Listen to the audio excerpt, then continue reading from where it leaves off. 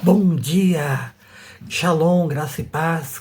Quero ler um texto com você aqui, 1 Reis 19, versículo 4, que vai dizer assim para nós: E ele mesmo, porém, se foi ao deserto, caminho de um dia, e veio e se assentou debaixo do zimbro, e pediu para si a morte, e disse: Basta. Toma agora, ó Senhor, a minha alma, pois não sou melhor do que os meus pais.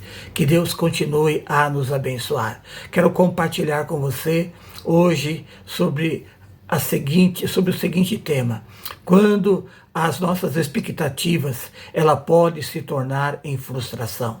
Quero começar dizendo que todos nós criamos expectativas. Quero começar dizendo que todos nós esperamos que as nossas orações sejam ouvidas e respondidas por determinada maneira. Esperamos também que as pessoas que ouvem a palavra de Deus, elas sejam mudadas. Esperamos também que a igreja ela produza um crescimento imediato.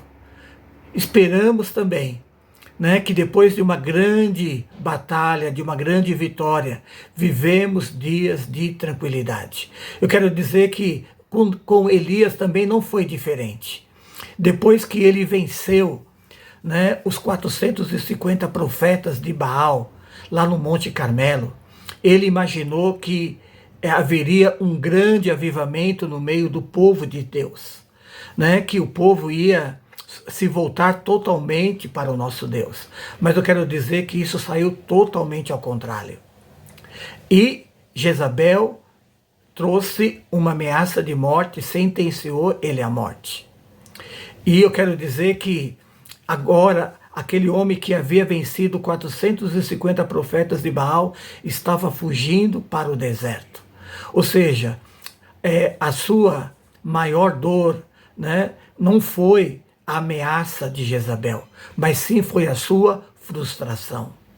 Eu quero dizer também que no versículo 10 desse mesmo capítulo de 1 Reis 19, vai nos mostrar que quando Elias está na caverna, Deus aparece para ele e diz assim: Elias, o que você está fazendo aqui?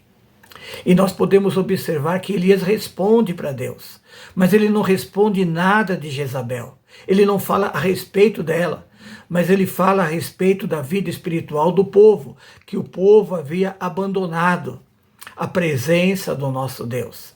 E essa foi a dor de Elias.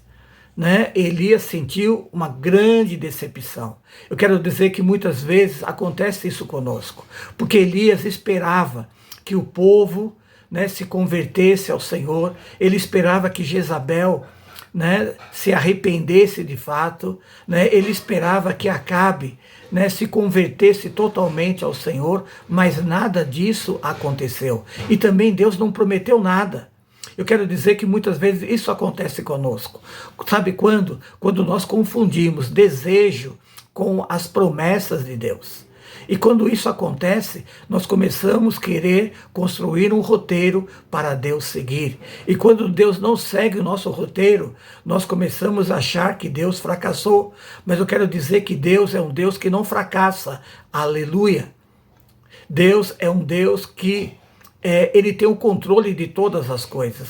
A palavra de Deus diz lá também no livro de Isaías 55, versículo 8, que os meus caminhos não são os caminhos do nosso Deus, que os nossos pensamentos não são os nossos pensamentos, que os pensamentos do Senhor não são os nossos pensamentos. Então, meu irmão, nós precisamos, querido, aprender a alinhar as nossas expectativas e crer que Deus está no controle, que Deus está trabalhando, Ele sempre continua trabalhando, e muitas vezes nós vamos até, como eu posso dizer, nem perceber o trabalhar de Deus e achar que Ele não está trabalhando, porque nós não vamos entender o trabalhar do Senhor.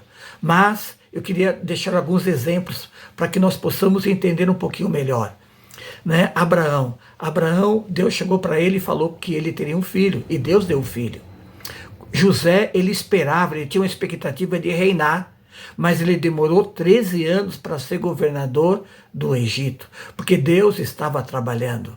Podemos dizer que Marta e Maria, buscaram o Senhor Jesus, enviaram ali um servo dizendo, olha, vem e cura o nosso irmão, ele está enfermo.